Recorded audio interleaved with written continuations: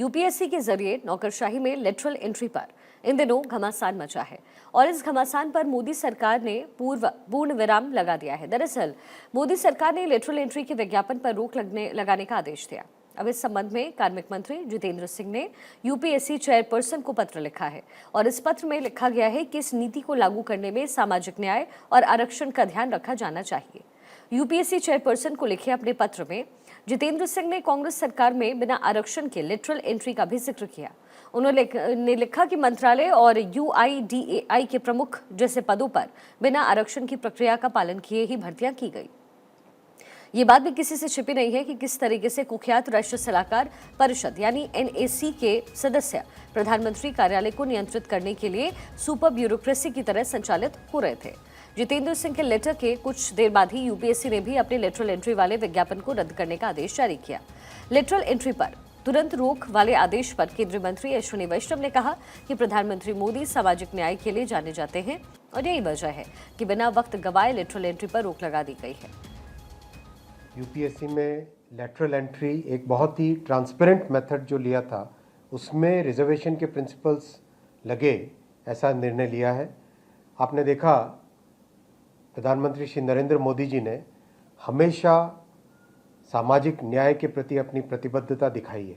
ये जो हमेशा समाज के अंतिम तबके तक पहुंचने की, न्याय दिलाने की जो मोदी जी की प्रतिबद्धता है वो आज के यूपीएससी में लेटरल एंट्री में रिजर्वेशन के प्रिंसिपल लगाने के निर्णय में भी क्लियरली दिखाई देती है। तो लेटरल एंट्री के विज्ञापन पर रोक लगाने का आदेश आने के बाद विपक्ष काफी खुश नजर आया। विपक्ष को लग रहा है कि ये उनकी जीत है, जबकि केंद्रीय मंत्रियों का कहना है कि उनकी सरकार सामाजिक न्याय के लिए हमेशा से आगे रहती है। लेटरल एंट्री पर राहुल गांधी ने सोशल मीडिया एक्स पर क्या पोस्ट किया, अब आपको वो बताते हैं। उन्होंने लिखा है कि संविधान और आरक्षण व्यवस्था की हम हर कीमत पर रक्षा करेंगे। बीजेपी की लेटरल एंट्री जैसी साजिशों को हम हर हाल में नाकाम करके दिखाएंगे। मैं एक बार फिर से कह रहा हूं, 50% आरक्षण सीमा को तोड़कर हम जातिगत गिनती के आधार पर सामाजिक न्याय सुनिश्चित करेंगे। जय हिंद। राहुल गांधी आरक्षण की बात कर रहे हैं और इसको लेकर के बीजेपी ने हमला बोला है। बीजेपी ने पलटवार करते हुए पूछा कि क्या राहुल गांधी बताएंगे कि राजीव गांधी ने कितनों का आरक्षण दिया। राहुल गांधी से पूछना चाहता हूं, वो उस समय बहुत बोल रहे थे ना कि उनको इतने सेक्रेटरी नजर नहीं आते। अभी हमारे कैबिनेट सेक्रेटरी बने हैं, किस बैच के हैं? राहुल गांधी को ना पता बताए 1987 बैच के। मैं राहुल गांधी से सवाल पूछना चाहता हूं कि 1987 में आपकी पार्टी नहीं, आपके पिताजी की सरकार थी, बताइए कितने एससी एसटी ओबीसी थे उस समय आए थे? क्यों आरक्षण नहीं दिया था आपने ओबीसी को? कम से कम अपने पिताजी का तो जवाब दीजिए, उसके बाद हमसे सवाल कीजिए। अब लेटरल एंट्री पर केंद्रीय मंत्री अर्जुन राम मेघवाल ने कांग्रेस सरकार को निशाने पर लिया है। लिखा है यूपीएससी को कि जब तक रिजर्वेशन के पूरे प्रावधान नहीं हो जाते हैं तब तक आप इसको विड्रॉ करिए। ये दर्शाता है कि प्रधानमंत्री जी सोशल जस्टिस के लिए कमिटेड हैं। यद्यपि ये बात सही है कि लेटरल एंट्री कांग्रेस के ज़माने से शुरू हुई और वो अव्यवस्थित एक व्यवस्था थी, जिसको मर्जी आए उसको बना देते थे, जिसमें बहुत से ऐसे उदाहरण हैं, डॉक्टर मनमोहन सिंह जी से लेकर के ऐसे बहुत से उदाहरण दिए जा सकते हैं। वही विपक्ष का अपना एक अलग राग है। विपक्ष का कहना है कि आरक्षण खत्म करने की कोशिश लगातार की जा रही है। लेटरल एंट्री के बहाने ये लोग आरक्षण को समाप्त करना चाहते हैं और संविधान के खिलाफ ये लोग काम कर रहे हैं।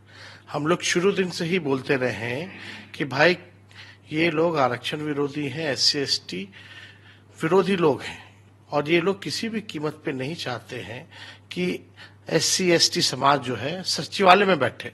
ये लोग चाहते हैं कि शौचालय में बैठे। विपक्ष के दबाव में आकर, अपने ही गठबंधन के सदस्यों के दबाव में आकर जो लेटरल एंट्री का एडवर्टीजमेंट थी, यूपीएससी ने जो विज्ञापन निकाला था, उसको वापस लेने के, उसको विड्रॉ करने के निर्देश दिए हैं। हम इसका स्वागत भी करते हैं और प्रधानमंत्री को एक सलाह भी देते हैं कि अब वक्त आ गया है कि देश के मन की बात सुनना शुरू कीजिए। और देश अपने मन की बात विपक्ष के माध्यम से बोलता है, देश अपने मन की बात आपके अलाइज के माध्यम से बोलता है।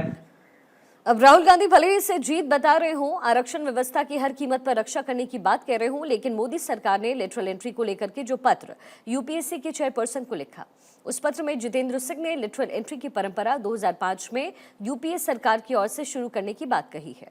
इसके अलावा सोनिया गांधी की अध्यक्षता वाली राष्ट्रीय सलाहकार परिषद का भी जिक्र उन्होंने किया कि कैसे उसके माध्यम से पीएमओ को कंट्रोल किया जाता था और वो सुपर ब्यूरोक्रेसी बन गई। ऐसे में आपको राष्ट्रीय सलाहकार परिषद के बारे में भी कुछ इन्फॉर्मेशन देते हैं, जिसके जरिए बीजेपी ने कांग्रेस पर अटैक किया है। आइए जानते हैं कि आखिर क्या थी ये राष्ट्रीय सलाहकार परिषद और कैसे करती थी ये काम। एनएसी यानी कि राष्ट्रीय सलाहकार परिषद का गठन 4 जून 2004 को हुआ। सोनिया गांधी इसकी चेयरपर्सन थी। सलाहकार परिषद का उद्देश्य कल्याणकारी योजनाओं के लिए सलाह देना है। एनएसी में सोनिया गांधी के अलावा सामाजिक कार्यकर्ता, अर्थशास्त्री, नौकरशाही, राजनीतिज्ञ और उद्योगपति शामिल रहे। यूपीए सरकार में इस परिषद का गठन हुआ और यूपीए सरकार जाते ही इसको डिसॉल्व कर दिया गया। दरअसल पिछले शनिवार को यूपीएससी ने लेटरल एंट्री को लेकर के जब विज्ञापन दिया तो लोकसभा में नेता प्रतिपक्ष राहुल गांधी और अखिलेश यादव समेत तमाम नेता इसे लेकर के केंद्र पर निशाना साधते नजर आए। राहुल गांधी ने तो यहां तक कह दिया कि लेटरल एंट्री के जरिए भर्ती कर सरकार एससी, एसटी और ओबीसी वर्ग का आरक्षण छीनने का काम कर रही है। वहीं केंद्र सरकार ने कांग्रेस पर भ्रामक दावे करने का आरोप लगाया। केंद्र का कहना है कि हमने तो ट्रांसपेरेंट तरीके से लेटरल एंट्री की, जबकि कांग्रेस सरकार किसी भी प्रोफेशनल को ब्यूरोक्रेसी के टॉप पदों पर बैठा देती थी।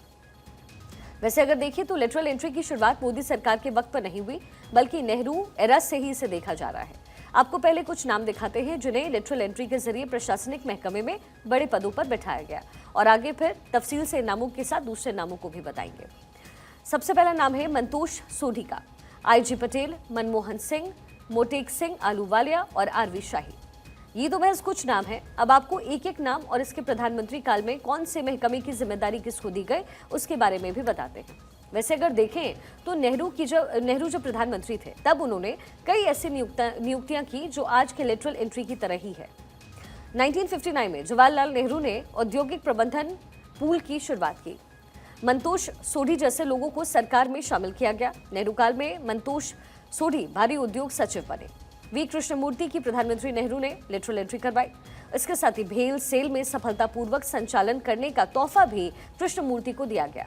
नेहरू एरा में वी कृष्णमूर्ति भारी उद्योग सचिव बने। फिर 1954 में आईजी पटेल आईएमएफ से उप आर्थिक सलाहकार के रूप में शामिल हुए। नेहरू जी ने बाद में आर्थिक मामलों के सचिव और आरबीआई गवर्नर वो बने। जवाहरलाल नेहरू ने जो परंपरा शुरू की वो परंपरा आगे भी जारी रही है। कांग्रेस राज में कई ऐसे लोगों को ब्यूरोक्रेसी में टॉप पोस्ट दी गए जो ब्यूरोक्रेट थे नहीं, लेकिन अच्छे प्रोफेशनल थे, मगर अच्छी काबिलियत की वजह से उन्हें मंत्रालय में टॉप पोस्ट पर नवाजा गया। मनमोहन सिंह को मंत्रालय में लाया गया। 1971 में मनमोहन सिंह को वाणिज्य मंत्रालय के आर्थिक सलाहकार नियुक्त किया गया।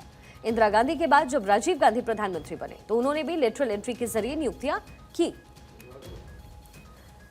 केरल इलेक्ट्रॉनिक्स विकास निगम के अध्यक्ष केपीपी नंबियार को इलेक्ट्रॉनिक सचिव नियुक्त किया गया।